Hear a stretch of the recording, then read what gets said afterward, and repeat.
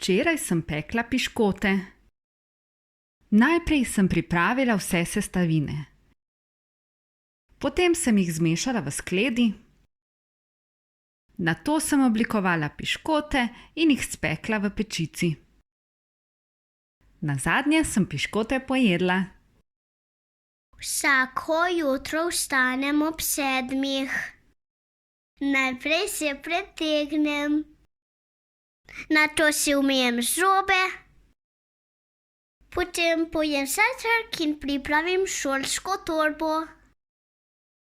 Nazadnje odidem v šolo. Jutri bom praznovala rojstni dan. Najprej bom okrasila sobo in pripravila hrano. Nato bodo prišli prijatelji in se bomo skupaj igrali. Potem bomo upihnili svečke in pojedli torto. Nazadnje bom odprla vsa darila.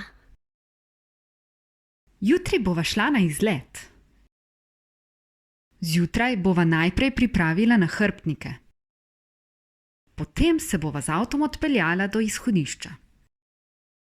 Nato bova hodila po planinski poti in občudovala naravo.